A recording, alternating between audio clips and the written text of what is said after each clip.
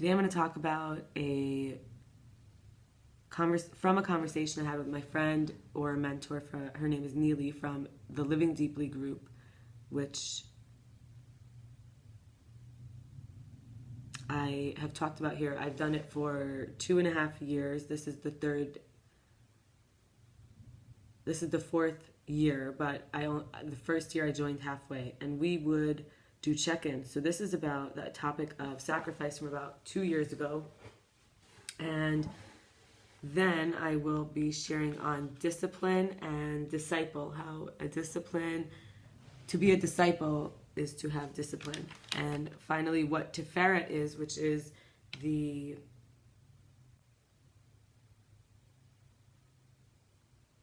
heart space, heart chakra, beauty, harmony. It's because it has pleasure and pain and also grief and love together. So it's got lightness and gravity, up and down, left, right, up, down. Sometimes it's said to be the sun sphere of the tree of life. So maybe from the idea of sacrifice to discipline, disciple to Tiferet. So sacrifice is a type of letting go, transforming. I'm very interested in this word today, transforming and reforming in the name of love, for love, so that God may appear to you, where sin means separation. I was just reading about this. Sacrifice is to make sacred or to draw near. So sin is a separation, there's a space between, and then that gap can be there because of something we're holding on to, which is keeping us apart, or because we're not willing to hold on, which keeps us apart. So healing is, so either we have to make it sacred, like let go, we have to be not having anything there that's not sacred, or draw near, like we have to hold on, cleave. Healing in body and heart and mind is to have the eyes open, show me where, and then the heart open, I'm ready, willing. And what I was just reading about Averos is that the heart starts the Avera first, the transgression. So the heart first and then the eyes next. So the eyes open, where our eyes are sinning. Oh, so where the heart sins following where the eyes sin. So it's saying that's what I was just learning. So the eyes are open, so we don't go off into like the whatever it is we're holding on. It's please help me to see. I'm clearing blockages, opening the line. We have to give to the source. So we give our life energy. We're not clinging to something between. So the life source and the life energy become the space between. We clear the blockage. The line there is not severed because we don't hold on to a different line where we're getting our life energy from a false source, a remnant of something, a desire that we thought would bring us to it, whatever it is. And then ready and willingness is to have the heart open to say, I'm all in, I'm just going to go. I know it's going to be up and down and left and right and front and back. And so the altar of a relationship, we might say the heart altar, is called the inner sanctum. That's not giving outwardly with love, gratitude. It's lifting it up to be transformed. So there's different types of sacrifices on the altar of the heart. So there's communal. This is like collective, whether we have the idea of one body, or that our aura affects the people around us, our electromagnetic frequency of the heart. And also the well-being has we in it versus I is illness. And so wellness. And then repentance is to be able to, we say return back to the heart, but also to give up the wicked, kind of what we call wicked because we don't understand, the wicked, hungry, like needing to turn others to bad, to justify, it's faulty reasoning, it's all of that. So one kind of is a consecration, a dedication offering. I don't deserve this. I know what I've done. So I'm willing to do better now. I don't want to feel guilty for what I am getting. And the second one is that which supplies a quick fix prevents me from being sustainable. I have to give it up because of the sustainability, the wholeness, the smallness for the sake of the wholeness, which is growth. The ego grows too, and we need more resistance to be present, to be humble. Then there's forgiveness, which is a forgiveness offering. I say I'm no longer a victim. Even evil can be used by God. So I made the choice. I need to ask you to please forgive my choice. Then expanding the reference of a human being is to allow ourselves to forgive ourselves, to dedicate ourselves, to sustain ourselves. This is what it is to be real. It's like knowing better does better. We can talk to ourselves with, you were scared, your burden felt too big, you felt powerless.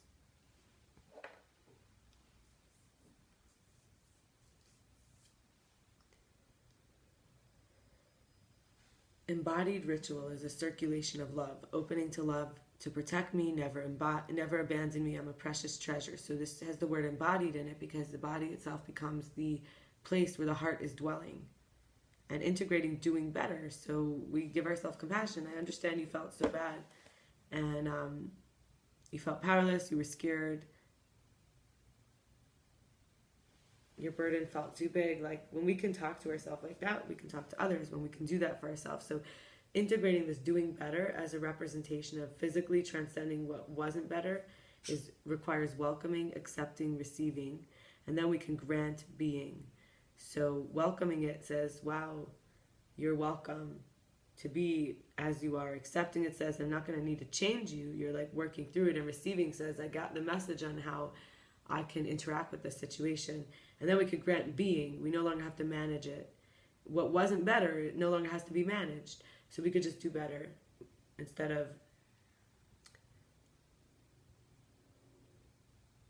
feeling like we have to stay in a smaller reference of ourselves. Abundance is the object versus the object of awareness. Limits are gone when we remember. So we are the awareness, and when we see an object, we forget we're the awareness, we think we're the object. The object is an object of awareness, and we can be aware of anything else. And then that thing is gone, and we think it's gone because we're not seeing it, but our awareness is the abundance. So we can always be aware of something. So emotional intactness and wholeness is a love of all loves.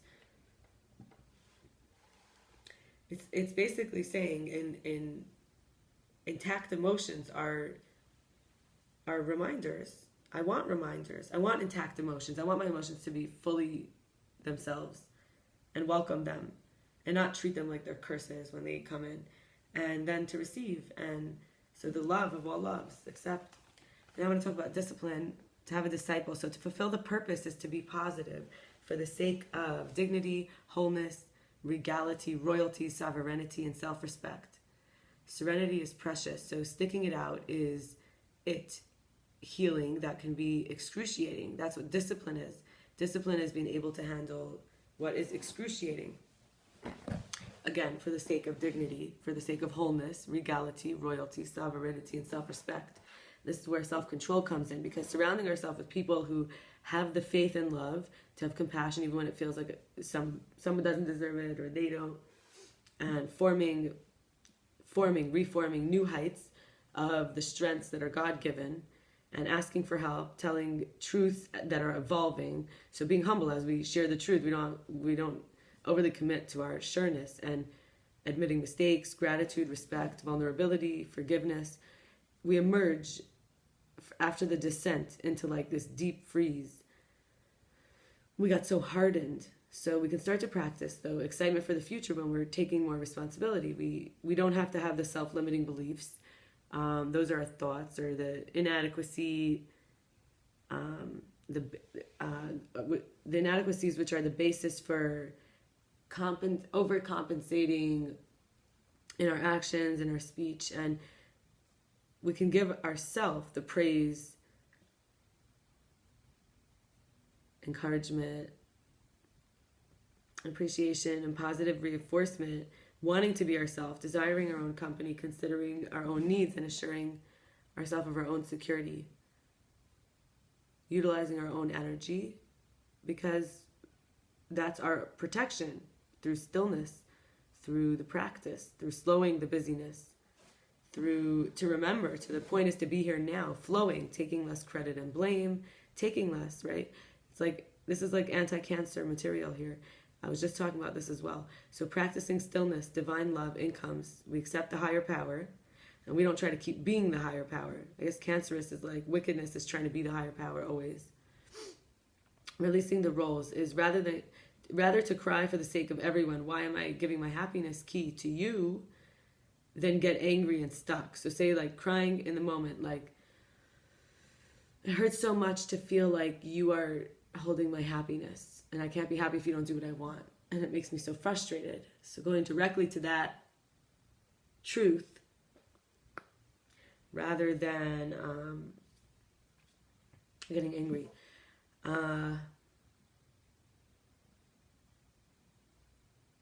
So basically saying, what's a practice? This is a practice of discipline. So for me, it's very difficult to kind of like say I'm just an effect of something. This is what it is here, is to accept the higher power, to be an effect. So not to be the cause is not to be the source.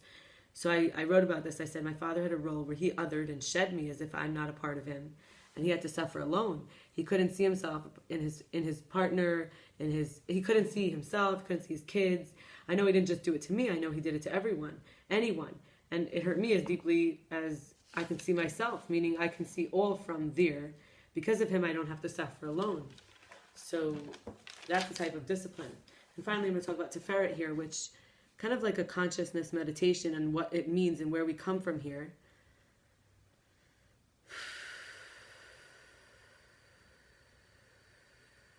So this is where the lungs are as well. This is where we find balance and present it, or present imbalance. And it's a marriage of truth and love.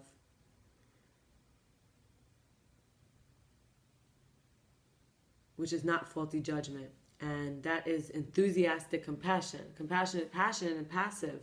Enthusiastic compassion is balance. So that the compassion propels us to do something about it. And that's where we let the truth be real in love, and using the set point as the origin to find the harmony, where it started from, where it was going. Trusting the light in the dark is the intuition, the inner Torah, the inner truth is in love already. It's marinating in love, the radiating out of miracles. Marrying the critic and the martyr, so that we stop having this hostage and captor. Someone is the hostage, someone's the captor within.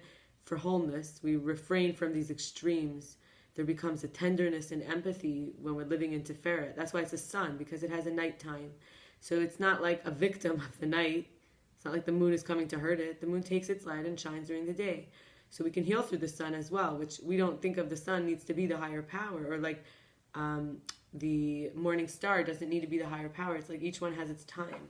So we marry this critic and this martyr. We learn how to be patient. Not now, not all of it. And this is the preemptive balancing. This is what allows us to contain all the other elements and let love come and go, and let grief come and go, and be in oneness, self-fullness. I love that, self-fullness. Versus the selfish or selfless boundary or boundaryless, treating people like potential, each one like they're potentially a Mashiach or a Tzaddik, is the best way to live in the world, because we don't know who the 36 holy peace ones are, the ones who bring the peace, inner peace for everyone. There's 36 hidden ones, according to Judaism. Nistar is like hidden. And Nes also means banner and miracle, I was talking about earlier. The entire task in the world of action is to find and be the center, to balance the energy.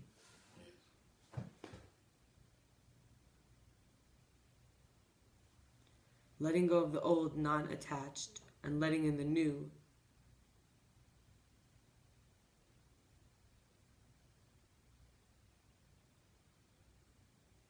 Living the variability and diversity like I have to do right now because people are stupid, and letting go of rigidity for flexibility and resolution. The entire task in the world of action is to find and be the center, balance the energy. There is a reflective nature of spectral interest artistry. That's what symmetry is. So between the exceptions, you're destroying. I